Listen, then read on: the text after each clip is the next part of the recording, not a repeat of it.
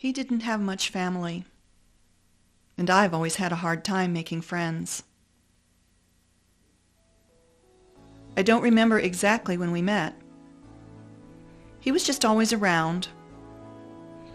He was my son's best friend, coming to my house for Thanksgiving and Christmas. We have a Christmas tradition at my house. Every member of the family has a stocking, which gets filled with goodies and little extras.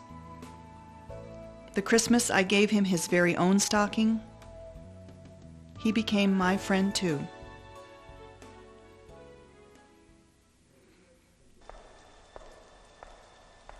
The last time I saw him was on a cold, gray day in May.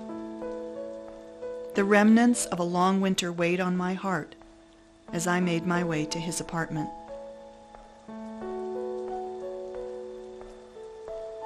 He smiled, and I saw a glimmer of recognition on his face as I walked through his door.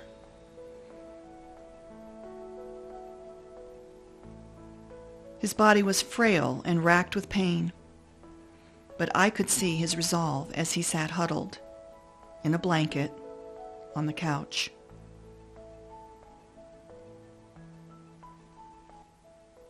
The morphine had dulled his pain and his wry wit, and though he was only a shadow of his former self, today, like every other day since his diagnosis, he faced the world on his terms. He had heard the awful news when he was just 19. They told him with no compassion that he had tested positive for HIV and Hepatitis C, and that he shouldn't expect to live for very long. He refused treatment at the time because it seemed so pointless. Somehow, he beat the odds. For a while. About 4 years before he died, I watched helplessly as things started going bad. In desperation, he tried a tripla and then integrase inhibitors for the HIV. But the impact on his liver and the other side effects were brutal. He stopped taking the meds. The HIV mutated, and the Hep-C raged on.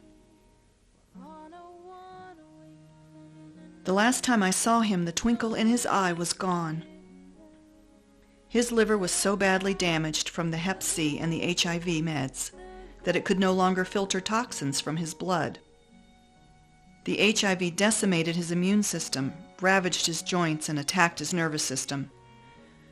Opportunistic infections plagued him. He could barely swallow, and he spoke in a raspy whisper. The last time I saw him, I hugged him for a long time and thanked him for being my friend. He whispered, "Thank you for the stocking."